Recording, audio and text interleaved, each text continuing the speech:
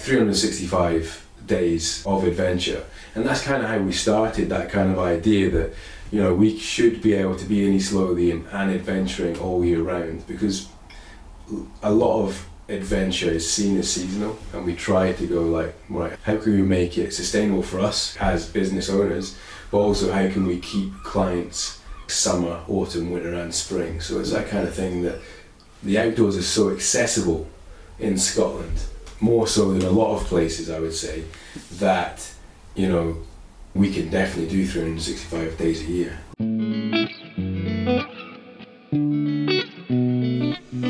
Hi there, and welcome to the Business of Adventure podcast. Conversations with entrepreneurs who have built profitable businesses around their passion for adventure activities. In each episode, we hear their stories, the challenges they have faced along the way, and take away insights to help you start, grow, and manage your business in the outdoor industry. I'm your host, Adam Hill, and in today's episode, I have a conversation with Stevie Boyle of Ocean Vertical, based in East Lothian, next to Edinburgh in Scotland. Stevie has worked in the outdoor industry for over 25 years, starting out following a passion for being outdoors by pursuing outdoor education, before working in recreational outdoor centres to build his experience and skill set.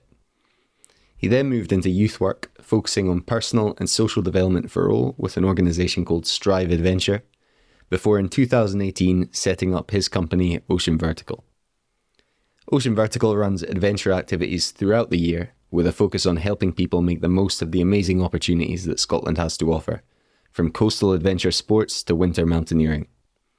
The company now has a core team of 4 and works with a stable of freelancers from their beautiful base in Dunbar.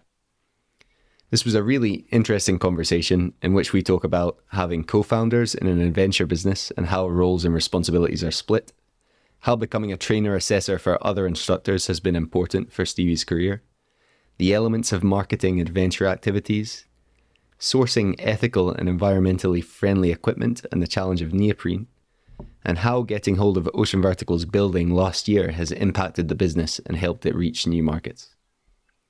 We recorded this conversation in my home office after Stevie travelled up from Edinburgh to assess me as a co-steering guide the following day. We had both had long days instructing beforehand, and Stevie had a long drive to contend with as well, so a massive thanks for him agreeing to have a chat when I hit him with the "do you want to be on my podcast?" question. So without further ado, here is our chat. Enjoy. Welcome to the Business of Adventure podcast. Stevie, thanks for agreeing to be interviewed by me. Tell me a bit about, so your company's Ocean Vertical. Ocean Vertical, yeah. So tell me a bit about what you guys do. So down in sunny East Lothian, we are an ethical sort of environmental adventure company, and we, in the summer, do coast-steering, paddleboarding, surfing, rock climbing, and some expeditions. So in Scotland mostly, so I was in the Cairngorms recently, but we do regular trips up to the far northwest, out on Mull in April, so a few bits and pieces, mostly sort of like hill walking, mountaineering style expeditions. And then in the winter, we flip and do sort of winter skills courses, like winter mountain experiences, and sort of like the first steps into proper winter mountaineering as well. Yeah. So it's year round?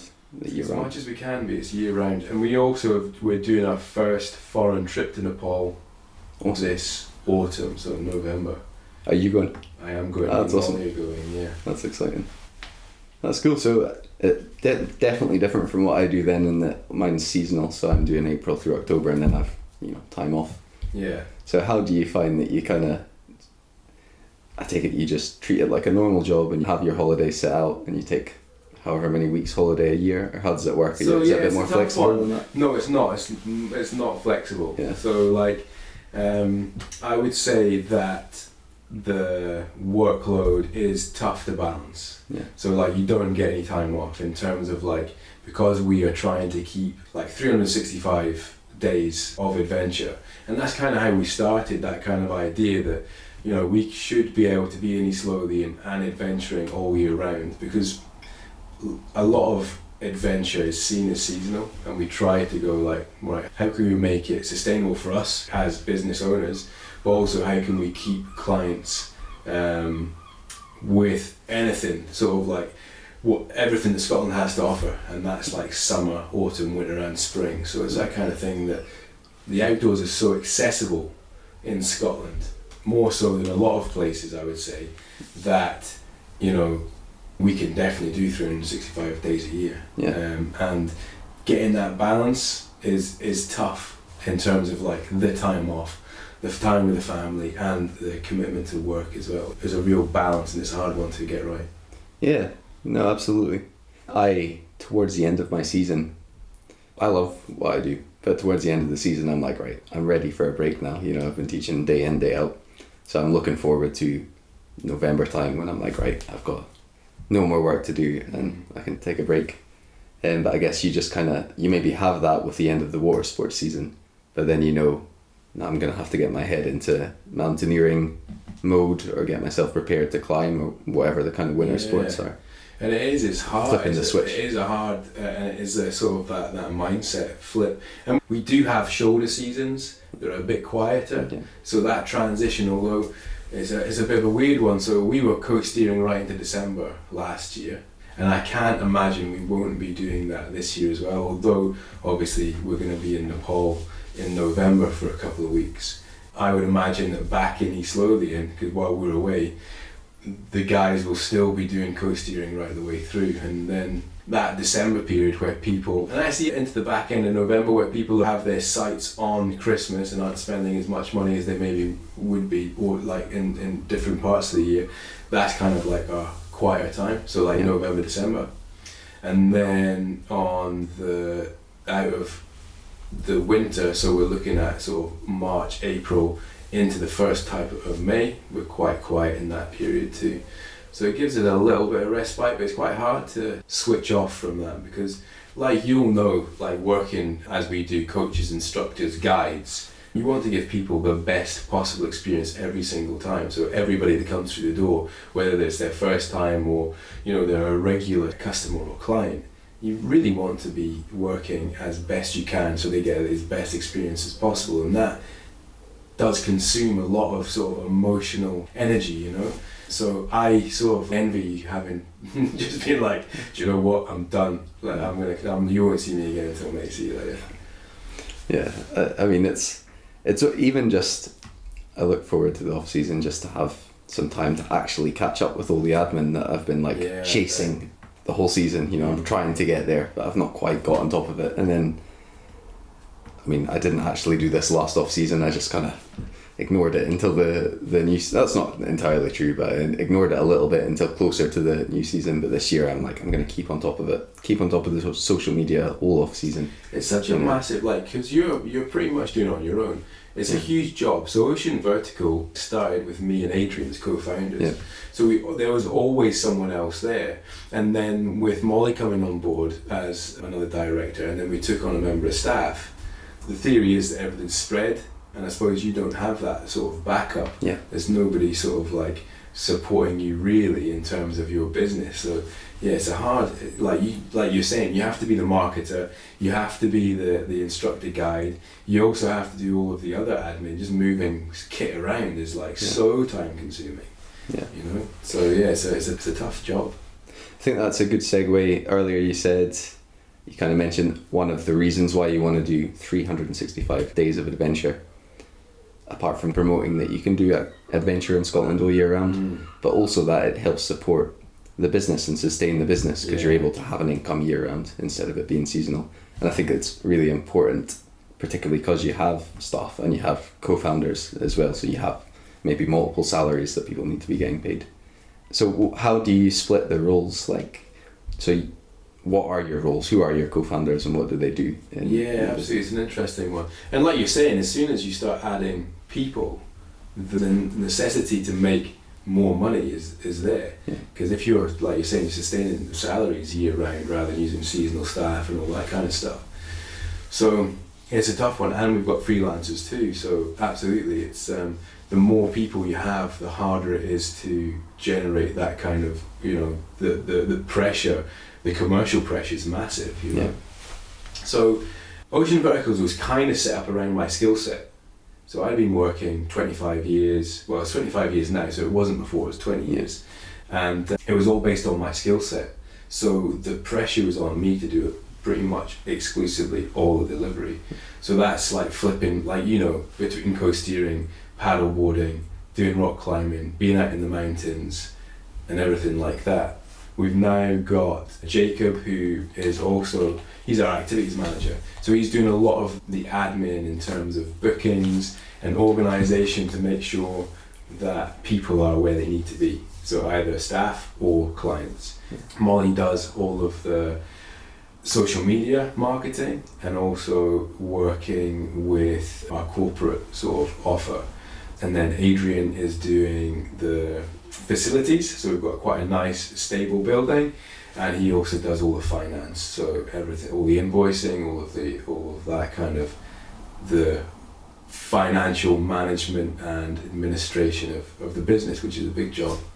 Yeah. And then what's your kind of area of responsibility? So my area of responsibility is making sure, first of all, my part of the delivery, so yeah. I'm still delivering, I mean, like this morning, so I was in East Lothian this morning, co-steering with clients, and then I'm up here, so what's that, like 200 miles coming up, and then I'm doing co-steering assessment. So I'm doing some of the face-to-face client work. I'm also making sure that our quality in terms of our delivery is on point, so training staff, making sure they're there where we want them to be as a business.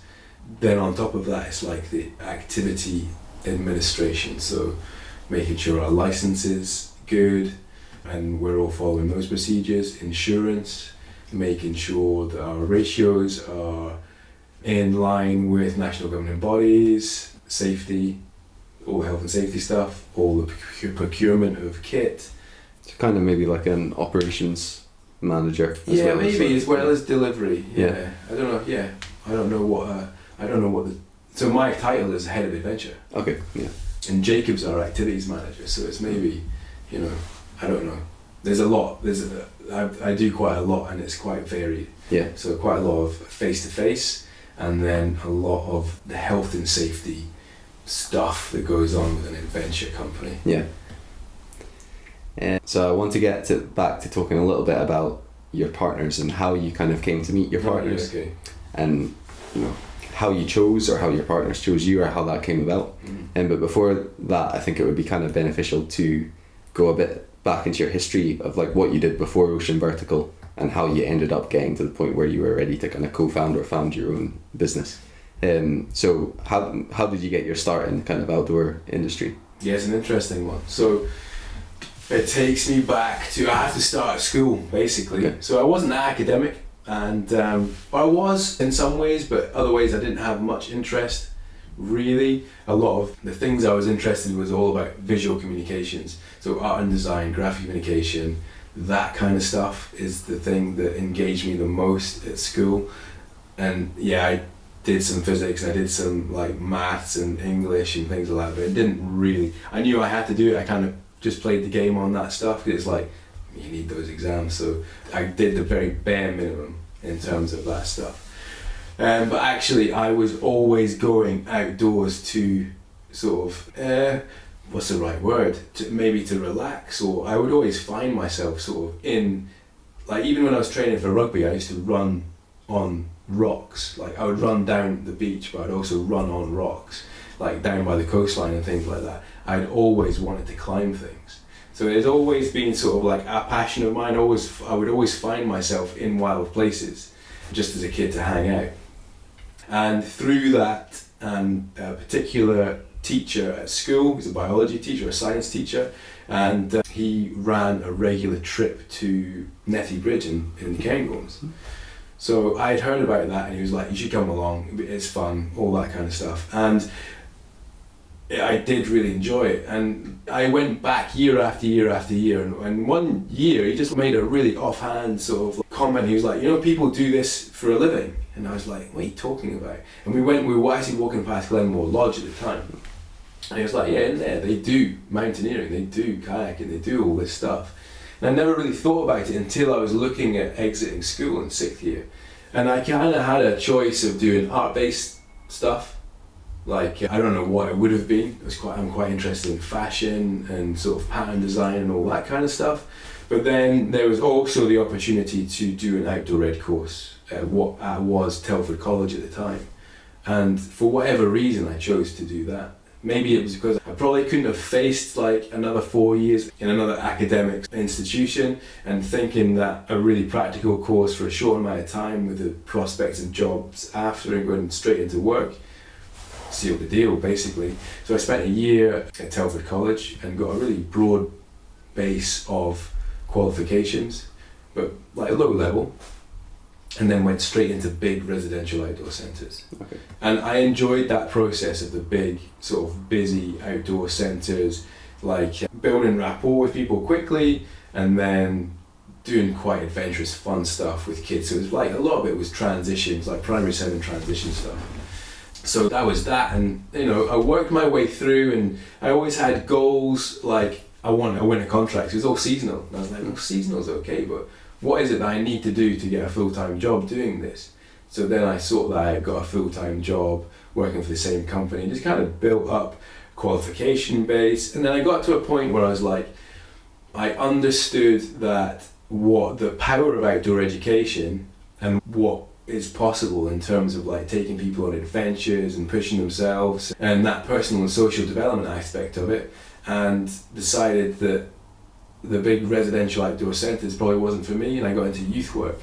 And I was really lucky that I landed an awesome job with a charity that was small, and they shared the same values as me about developing people and using volunteering, using adventure to do personal and social development. And I was able to build up a project from pretty much from scratch, and I spent 15 years there developing my own skill set, but also doing transformational programs with young people, and it was really cool. Awesome. Was that Strive? That was what Strive. So it started as Mobex East Lothian. Okay. And then through a series of sort of rebranding, it became Strive Adventure. Okay. But that was all the same organisation. It just had a rebrand as Strive. Okay. And then unfortunately, and it was one of those things where it was like, because of the nature of funding, we had sort of weathered a few big troughs. So Outdoor Ed, for whatever reason, goes in and out of policy and wet fashion and things like that. And everyone knows the value of outdoor education. Everyone does. But the funding goes through peaks and troughs. Yeah. And whoever's got the purse strings will decide, you know, where the money goes. And there might be a need somewhere else, and you know, then outdoor education will become popular again and money will go into it. And we had weathered a few big deep troughs, and we'd had to change up how we did things, looked at employability using the same sort of principles we had done. And then funding sort of dried up, and I had already made the sort of decision to transition out of youth work. We were just talking, I'm 43 now, so we're talking about around 2018. So I was in my late 30s, and probably the kind of young people that I was delivering to most were starting to sort of like, the relationships weren't as easy to form, because I looked like an old dude with a beard. So rather than sort of like a young guy sort of doing things, it was a bit more relatable. But then sort of like you have kids and you've got a house and a mortgage and stuff, and your ability to make these connections with kids and young people becomes a little bit more difficult. So I understood that was happening, and I wanted to transition out of that before it became a problem. So that's when Ocean Bio was kind of toying with the idea of my own business and things like that, and that's kind of where Ocean Vertical was created. I met Adrian in, I think it was like 2014 or 2015, but then it was a few years beyond that, and that's a different story. About we met, he won a competition to go out coast steering, and that's the first time we met. And there was a few years where we had met but weren't doing anything together, and then I met him again at a CrossFit gym down in East Lothian, and it's outdoors. Guy called Lawson sort of created that, and it's all outdoors. It's awesome. It's really good vibe and things like that. And I said hello to Adrian. I was like, you know, I'm going through the process of getting these qualifications. If you ever want to come out, just let me know. And that's how the relationship started. That's how the friendship started. So we would just chat, go up into the mountains, spend days and days sort of in the mountains. A lot of the stuff was in the winter as well. some summer mountaineering things. And there was just through a series of conversations in the car about what a outdoor business would potentially look like and how we would create it. And then Ocean Vertical was created in 2018. Brilliant. Yeah, so there's quite a lot. I've got a lot of questions. Yeah, I bet. Yeah. There, yeah. But you were mentioning Strive, and that's so. The reason I know about Strive Adventure is because that's when I first met you. I think it would have been 2017. Yeah, probably. Sure. Yeah. And you're a trainer assessor for ASI for paddleboard instructing, amongst other things.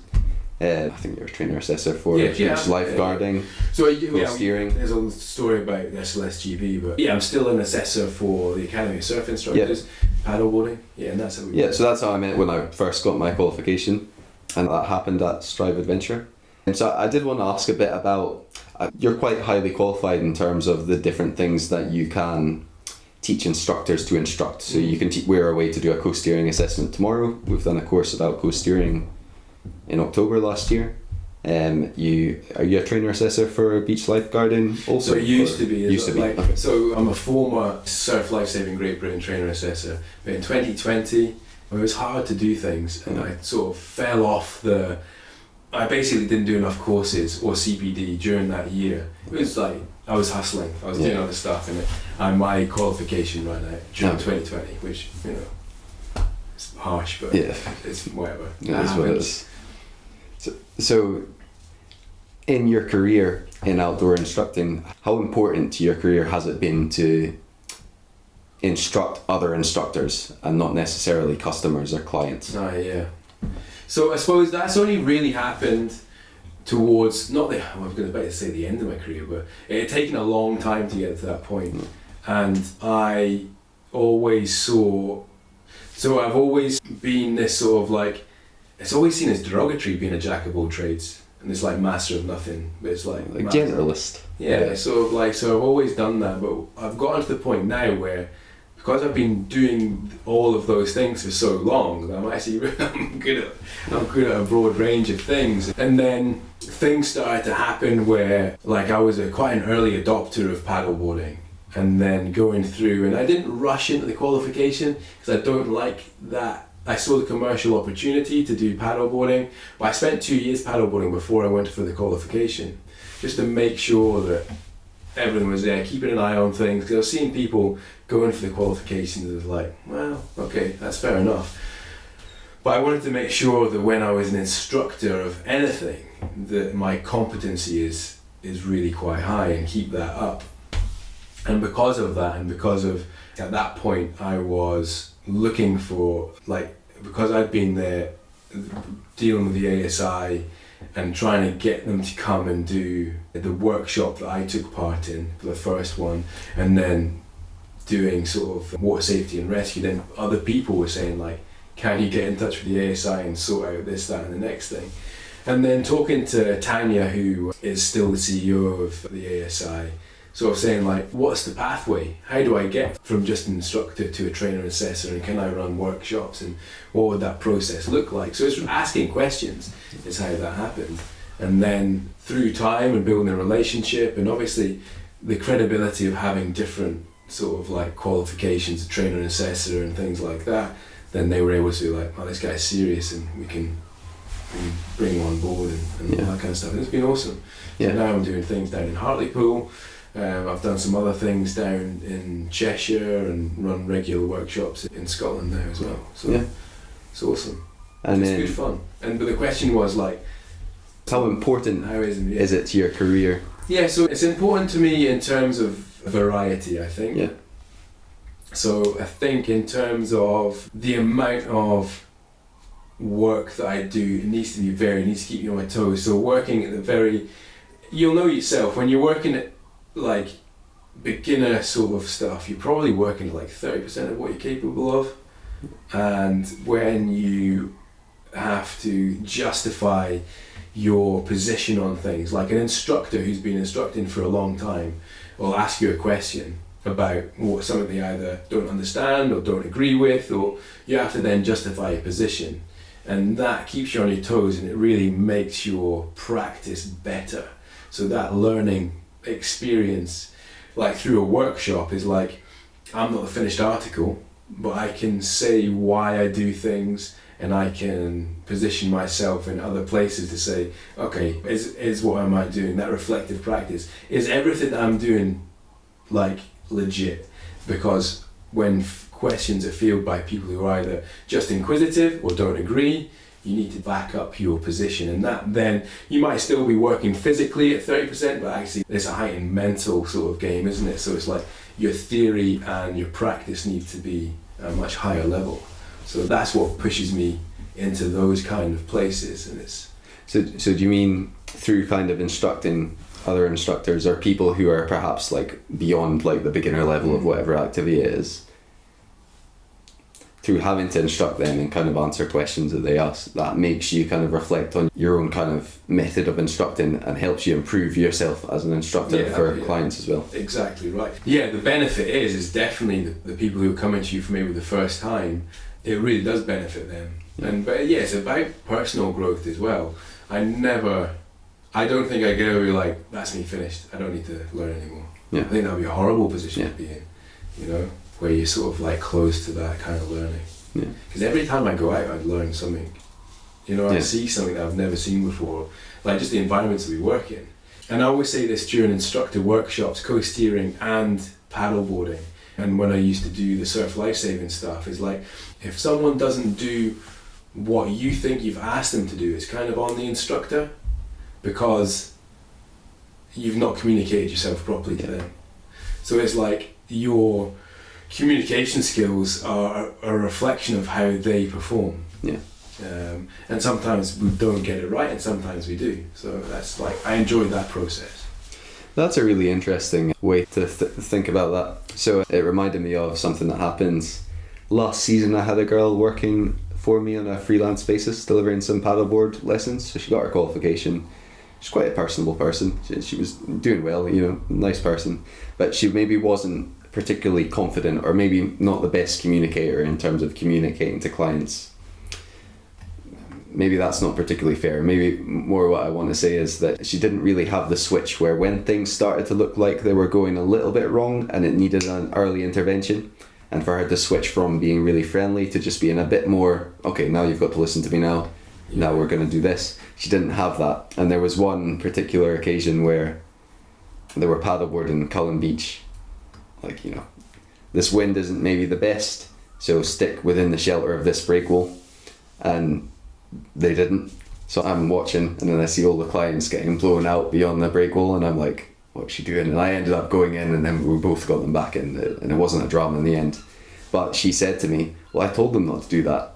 And I was like, well, I'm sure you did, but I think the issue was more that like, from my point of view, this just looks like a lesson that's got out of control, and it should never have got to that point. But from her point of view, well, I told them, and it's maybe just that she's not managed to communicate the clients what's needed to be done, and I'm taking that as a reflection on her performance. But it's a really hard game to play, and especially on the sea. The sea's so dynamic, and then you've got these beginners who aren't able to control their boards as well as we can. So it's a really hard, and I suppose that's why it's like quite it's mentally taxing. So you're on the inside risk assessing this whole time, and then you need to be looking at your tone, like you're saying. It's like the difference between me when I'm like, okay, everyone's having fun and blah blah blah, and then it's like, right, this is when you need to start listening to me. And it's that change of tone, and it's the change of that some people early on in their career struggle with, and it's only through those scrapes, near misses, where you're like, and it's about reflecting on an incident. So like looking at incidents of even minute consequence is super important in terms of people's practice, and we can do that in a really like positive way, but sometimes it can be quite a negative thing. So like you're saying, it's like, it looks like it's something that's gone out of control, and ultimately it was something that went out of control, but it's like, how can we stop that from happening? But how can we go like, okay, so this happened, let's look how it happened, and then what are we going to learn from that process? And that reflective practice, that review on incidents, is a super important part of what we do. And definitely as a business, it's not happening. It would be a perfect world, but learning from it is more important, you know. And I think some people who are coming into things early, who don't have a coaching background, and I think that's one of the things that when I was at college was one of the things that was really Dave Cavers, who's unfortunately dead now. He's a great guy. His philosophy was more about the soft skills and coaching styles and experience and all that kind of stuff. So that was actually the foundation, and then the qualifications sit on top of that. Yeah. Whereas an awful lot of the time, unfortunately, people feel pressured to get the qualification, and then they kind of have to find how to be a coach and an instructor on top of that. And it's a hard game. It really is. That's a really interesting point. So it kind of brings me away from where I wanted to go, but I think it's good to kind of pull that thread a little bit. So when you're looking at freelancers and you're trying to, you know, hire a good freelancer for Ocean Vertical, would you hire for like soft skills first and kind of personality first? Like, this person is a suitable coach, perhaps even before they've got their qualifications? Or how would you? I would say it's a balance, first of all. I would say for Ocean Vertical, the person is the most important thing, because you can train and qualify. Well, I'm in a position where I can train and qualify somebody who I think is a good fit. Yeah. So they have the soft skill.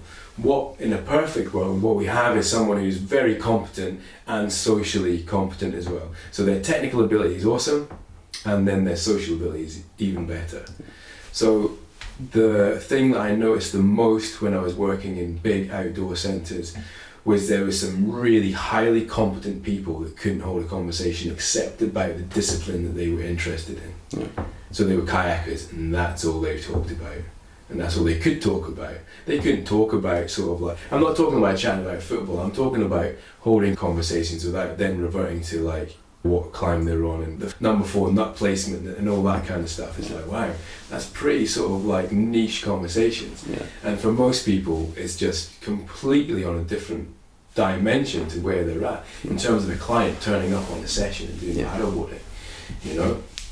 That ability to make a connection, and like exactly. a rapport. That rapport is super important, and doing it early to build confidence as a leader, so people want to be. They're not like thinking about, oh wait a minute, am I going to be safe doing this? Yeah. So it's like building that rapport straight away is you know, it's tough. So in a perfect world, I would want someone with 3 really quality, like for Ocean Vertical, I want a co-steering guide, I want a paddleboarder, and I want a like either a mountaineer, a rock climber, or a surf instructor, and that is few and far between. Yeah. So I would prefer to have a stable of freelancers that we use the same people regularly, rather than have to be like, Jimmy's got like a rock climbing qualification, we can use him 1 day a month, and then Susan, she's a surfer, so we're gonna use her like again 3 days a month. I'd rather have like, I don't know, let's use Joanna as an example, where she is competent in the water. She's not quite a surf coach yet, but she's done a bit of paddleboarding. She's a really competent paddleboarder, but she's like ready to be a co-steering guide. So I'd rather have her in an assistant, and then she's great with the clients, and then we've got the opportunity for her to then be like, well, you're going to start off co-steering and you're going to build up a skill set there, you're going to look after people, you're going to have loads of training, loads of feedback on how you're doing, and then we'll look at the other qualifications. Yeah. And then that's kind of how we prefer to do things.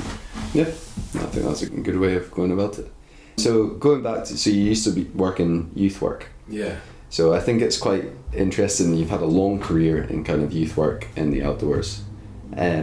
So to then go to start your company, Ocean Vertical, just now, as far as I can tell, Ocean Vertical's much more positioned towards adults than it is to, you know, kids or, you know, teenagers. It seems to be more positioned towards adults. It's maybe more of a premium offering, and you're kind of selling adventure to adults. So was that a very conscious decision, given what you said? I thought it was really interesting what you said earlier about you kind of realised that as you got older, it was becoming harder for kids to relate to you because you know, you're a few more Yeah, a few more steps away from where they're at in life. their reality You know? is very different to the one that I was. Yeah. So was that a very conscious decision then, when Ocean Vertical was starting, that you really wanted to make a big change from the kind of, not so much client base, but like who you were dealing with in youth work to who you were going to be dealing with Ocean Vertical? Yeah, so kind of, but also about what the growing trends were in adventure. So, and this is where we kind of look at marketing and sort of profiling people and all that kind of stuff. And then what people value as well. So the best way to do it is flip who we're not marketing to, but we do have male clients. So we're not really marketing to male clients, because I'm going to be totally general and rude about men. Men tend to want to self-teach, go out and buy the kit themselves, and just like sort of blunt force trauma, using a bit of stubbornness and try and get to a situation where they're competent. So you're bringing to mind someone buying a shortboard, just persevering. Yes. You know, learning to surf on a shortboard. Exactly. Yeah. So because they went into the shop, probably didn't take too much advice, or someone, a sales assistant, was there with no real surfing knowledge and be like, yeah, that's the surfboard you want, on you go. That's 500 quid, just paying it, see you later. Do you want a wetsuit as well? That's fine. We'll give you this wetsuit, it's got a hood on it, see you later. Yeah. Because the person went in probably like single-minded about, that's the board I want.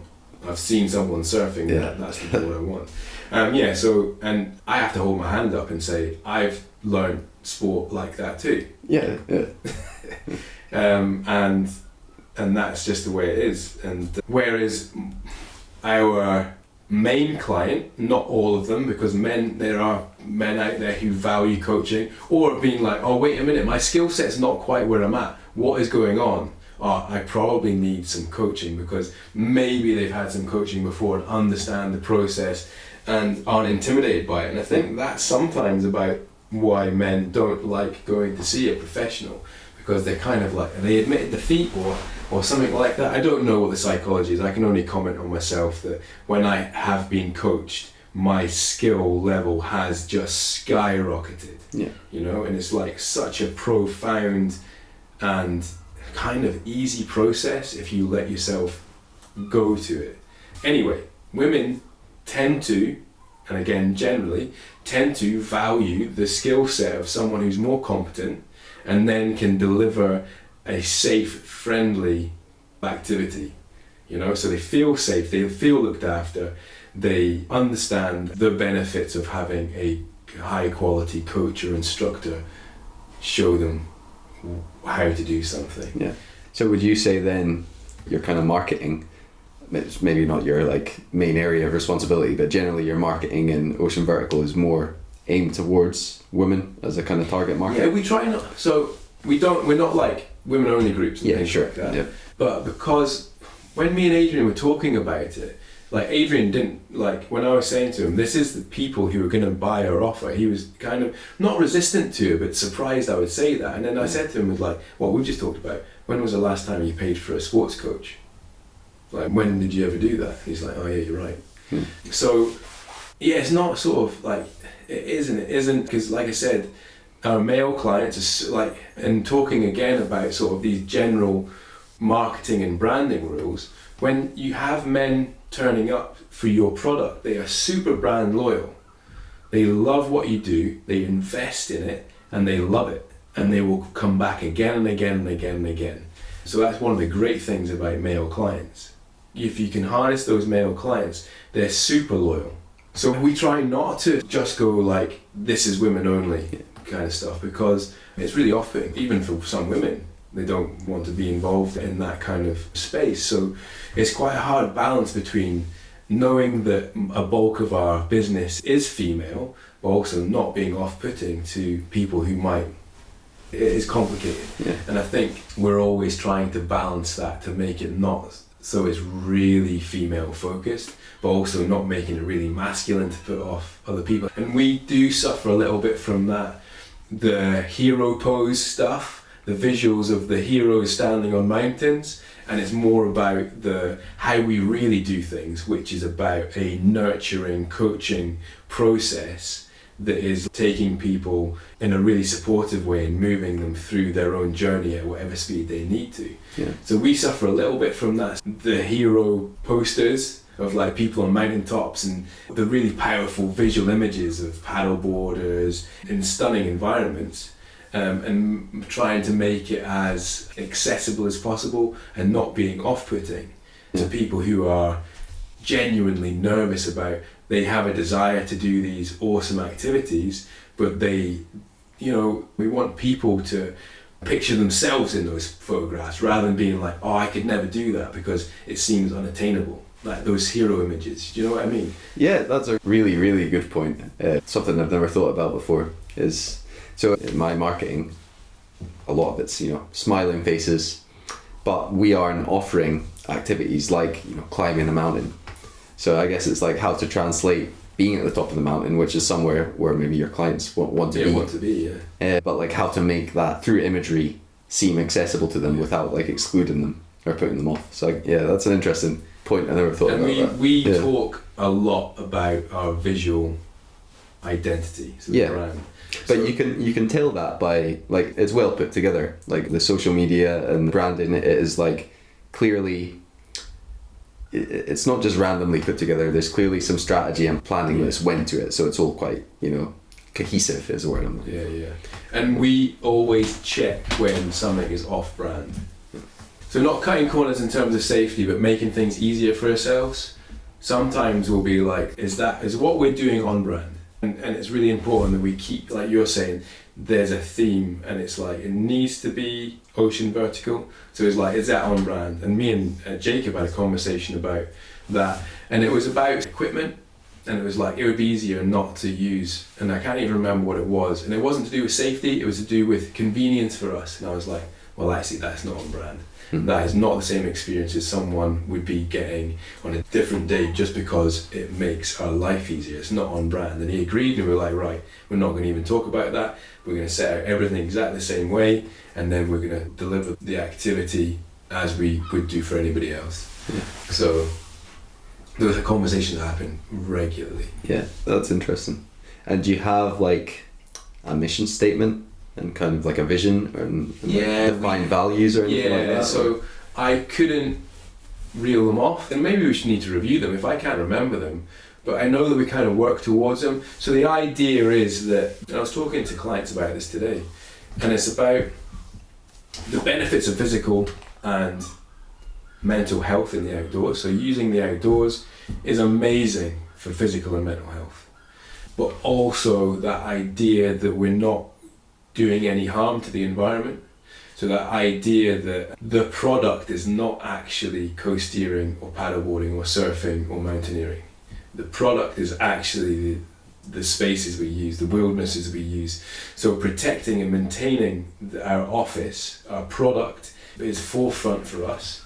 So the idea that, like we talked about today, like nesting birds. Yeah. It's like people are going to go coasteering, but actually everything that's going on around them is as much of the experiences as a swim or a jump or whatever. So that entire package, that kind of ecology of adventure, is super important to us too. So it's like, we can't go into the sea and see, for example, a sea urchin and not be surely clients, or or be like, that's a guillemot, or that's a puffin, or whatever it might be. So that to us is as important part of the activity as the paddleboarding that we're doing, the coaching that we're doing, the instruction we're doing. But also on the same part of that is we're trying to balance that with ethics as well. And we got greenwashed a bit, and I talked about wetsuits because we're talking about coasteering.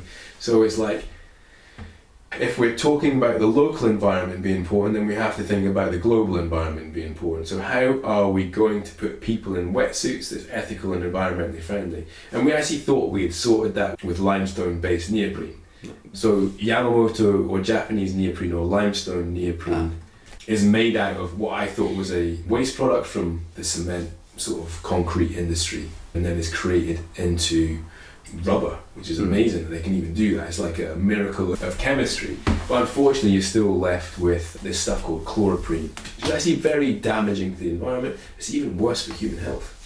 And we was steered, greenwashed into a position where we started using that as opposed to sort of like traditional neoprene, and we're trying to work out how we transition away from chloroprene-based neoprene to a plant-based. But you know what the expense is like for, and also not only the expense but the durability of in terms of environment. You could put yourself in a very environmentally friendly wetsuit, then put a client into a co-steering environment in that wetsuit, and it'd be destroyed in a single session, and that is not environmentally friendly.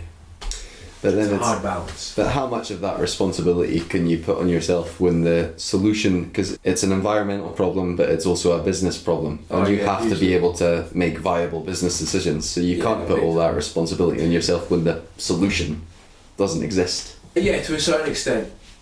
But if you're not talking about it, then you can't be making decisions. So if you're just doing stuff blindly because that is better for business, if you're not acknowledging the issues, then you're part of the problem too. Yeah. So if you're going like, okay, I'm making this decision based on ABC, then that's okay. Because like you're saying, it's not just a compromise. So you're not doing it because of a compromise, you're doing it because the solution doesn't exist. So I'm not going to put someone in a 600 quid bag or in a wetsuit and have it destroyed on the first session. First of all, that doesn't make any financial sense. Second of all, it doesn't actually make any environmental sense either. So you need to, so when we're talking about ethics and sustainability, it's a really hard balance, and I don't like to use the word compromise because sometimes you're right, the solution doesn't actually exist. It's about having those conversations. Yeah, so it's forefront of mind. Absolutely, and I think sometimes that's the only thing you can do. Like without getting down the environmental rabbit hole, at the moment it's very hard to navigate it in terms of doing the right thing, because you'll go one side, it's like, this is great, and then someone will be like, oh yeah, but have you thought about this? And you're like, oh, I hadn't even thought about that.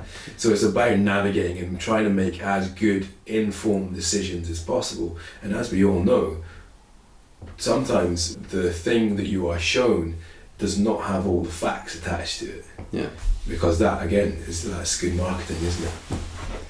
So going back to when you were talking about, we're not selling surfing or coast-steering or mountaineering, whatever the activity is, we're selling something else. Mm-hmm. And you said you were kind of selling the environment that these activities take place in.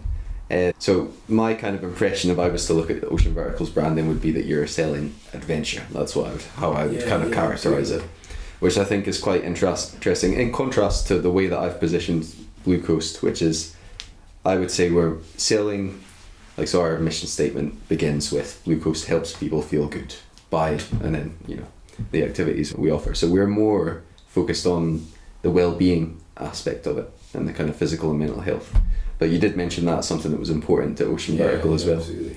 So I wondered if there were conversations, we're getting into kind of like the depths of branding now, but if there were conversations about like, what are we prioritizing in our branding and our messaging, when we're talking about Ocean Vertical? Is it adventure, or is it, environmental, like sustainability, or like, do you think about like, how do we communicate the physical and mental health benefits of the activities we offer when you're kind of talking about Ocean Vertical?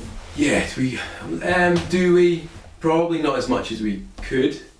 So I sort of like look at it as like adventure is an ecosystem. Yeah.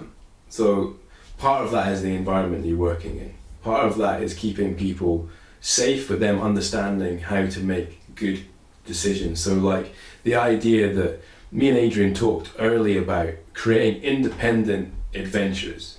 So it's like in a journey from someone, depending on how much interaction they need, really what we want is someone to take away enough skills from us so then they can be independent. So then you've got like the skill set, the knowledge and understanding, so that's where the coaching, instructing and good guiding comes in, and so that's part of it. And then it's like all the conversations about being either like advisory service or mentors, where it's like, okay, so then you need the skill set also to be able to say to someone, oh, this is a really good X, Y or Z. So there's that sort of adventure as an ecology or holistic approach to what adventure is. So yeah, part of that is how profound effect that being outside has, like physical movement, but also your mental health. So that's another aspect, that's another key part of adventure, isn't it?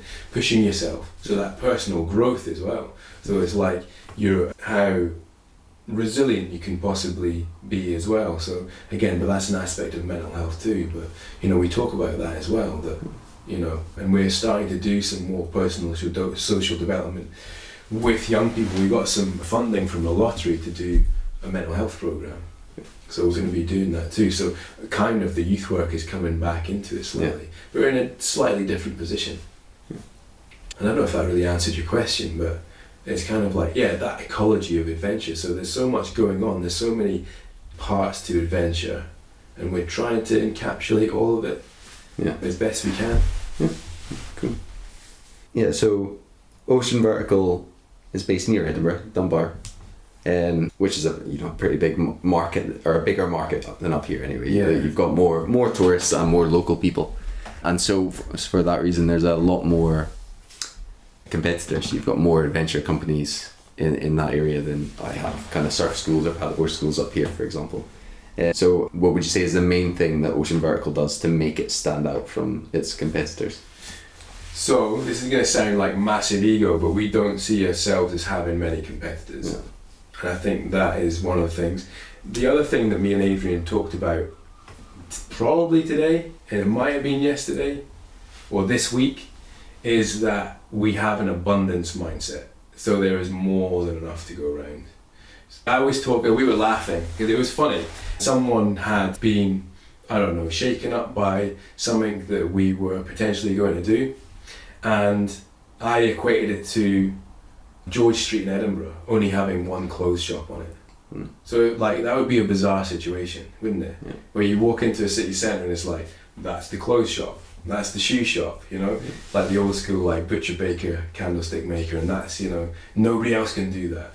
And so I suppose we have always looked at it like we don't really have competitors. We have people that do similar stuff to us. So it might be a surf school that does paddleboarding and coast steering, or it might be a canyoning company that also does coast steering and then does some other bits and pieces. So whether that's just ego or not, I don't know. We're not the most expensive, we're not the cheapest, but we try and say, it's a premium service. Our instructors have got decades of experience, and it's that kind of stuff where it's like, it's 5-star every time. And people coming into our building, got the coffee on all the time, it's that part of the experience. It's part of the experience. Our building's amazing. Adrian's kitted out, and it looks like not quite a boutique hotel, but it's got a very sort of style. It's got this kind of style to it, and it's done really well. That was one of the last things I was wanting to ask you, was about the building, because the photos, I've not been there, but the photos of it look amazing. So tell us a bit about it and how it came about as well. So me and Adrian started the business with nothing, pretty much. No, my shed actually. So my shed held the winter mountaineering kit, and we were renting boots. So we were talking earlier about how much of a nightmare it is when all of this equipment spills into your living space. But that's the reality of it, isn't it? Yeah. And my wife still gives me about how my kit takes over parts of the house and all that kind of stuff. And it's usually in the winter it's fair enough, because in the winter it's dark all the time, isn't it? So you can't hang something outside, so the kit explodes. It could be that I'm going out, maybe not the next day, but the day after, so my kit needs to be dry, it needs to be sorted out. Nothing can be in the bag, everything's coming out. Is the first aid kit dry? Is the survival stuff, is that all good? Making sure everything's all legit, making sure my boots are properly dried for the next time they're going out and all that kind of stuff. So it's explodes through the house. But early doors, it was washing, drying kit, all that kind of stuff was having to be done. Dry bags, but I was able to contain it into my shed, and then very quickly we were able to get hold of a very friendly landowner who is now where our base is. So same guy rented us a shipping container on part of his land, and it just so happened that the part of land that he put the shipping container on for us had a bit of hard standing, and it was in front of an old derelict stables, and he'd had to do some work on it. And then me and Adrian kind of quickly sort of like realised that, you know, drying stuff, we would sort of like open one of the doors and dry stuff in, and we kind of like asked his permission to do it more.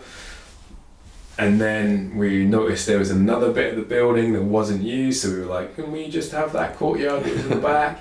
And then it expanded again and again and again, and then eventually it wasn't like a we have to do this or we're leaving sort of thing. It was a genuine like, if we're going to grow the business, we need to do something big. And so for the corporate offers that we do and all that kind of stuff, we needed space, we needed a storeroom, we needed the shipping container, which the original shipping container is still there, it's still used, it's still integral to what we do and how we do things. And we've just managed to expand and do other things, and we've now got changing rooms. But for 2 years we had to get changed in car parks, you know. So now we've got changing rooms, now we've got toilets. We had a portaloo for a really long time, almost 2 years. You had clients like using a portaloo, which has its issues too. You do what you're going to have to do to make the offering work. Exactly. And the building, like Adrian's done an awesome job. And when did it open? Last April. Okay, cool. So it's just over a year, Still brand new, yeah. And have you noticed it's made? So you mentioned that allowed you to expand, particularly like the corporate, the team building kind of stuff, which makes total sense, especially when you see an image of the space. It looks like a beautiful space. So have you noticed? It's difficult to measure. It's difficult to attribute, I think, business growth to something like that. Because no, it definitely has. But yeah. So and why do you say that? So how do you know? So our ability to market the space in itself. Just say this is what we've got. Yeah. And it's like, you know, like we had a corporate away day with a local business today. I was working with regular clients, and the other guys were working with the corporate clients, and without the building, there would be nothing to encourage that kind of business to come to us. Yeah, so it's a big part of the offering. It's an attractive. And it's got kind of very much out of the ordinary. And there's nobody else with that kind of space. Yeah, so interesting to come to this when we were talking about like how you differentiate yourself from, you know, other similar businesses. That's got to be up there with the space. Yeah, for sure. Yeah, awesome. Yeah, I reckon that's been a really good chat. Yeah, no, thanks very much. No, thank you for agreeing to have a chat. I think that's been valuable. Hopefully the folk listening to it will get something away from that. Yeah, absolutely, and sort of have some sort of context to what we're chatting. Yeah, I would definitely recommend having a look at your website and the images of the space as well. It's good. So what are the links? So on the website is oceanvertical.com, and Instagram is ocean_vertical, and then Facebook is OV Adventure. If you put Ocean Vertical into stuff, it'll pop up pretty fast. Awesome. That was Stevie Boyle of Ocean Vertical in Scotland. Thanks again, Stevie, for agreeing to have this chat with me. I would thoroughly recommend that you check out Ocean Vertical's social media and their website to get a bit of a visual representation of some of the things we spoke about in our conversation. I find it inspiring the way that Ocean Vertical has managed to maintain a cohesive brand as they have went about developing their business. And I think that that's quite often what differentiates businesses in our industry, or helps the more successful ones stand head and shoulders above the baseline. While some of that can be put down to being authentic and sharing that authenticity, I think a huge part of it is down to reaching that point of realization when you're no longer talking about just selling the activity you're offering. You're not only thinking about selling someone a paddle in the sea or a climb on a mountain, but you're selling something else. And that could be an idea or a feeling, like the idea of adventure as a whole, or the outdoor lifestyle, or a feeling of well-being and contentedness. But I think that when you start to communicate something that's so universally appealing, you've moved to a level above the baseline sale of an activity. And if you can show that through your marketing and the way you go about doing things, you can not only speak to people on a deeper level, but you can also charge more as well, because you aren't selling just a 1.5 hour session with all equipment included. You're selling adventure or feeling good, and that's more valuable. Thank you for listening to this episode all the way to the end. I really hope it helps you think about something in your business in a different way. If you have a couple of moments, I would really appreciate it if you could subscribe to the podcast on whatever application you use to listen to podcasts. And if you can leave it a rating or a review, that really helps the podcast reach new listeners as well. If you have a colleague that you think would get something out of the show, it would be awesome if you could share it with them too. And see you in the next one. Cheers.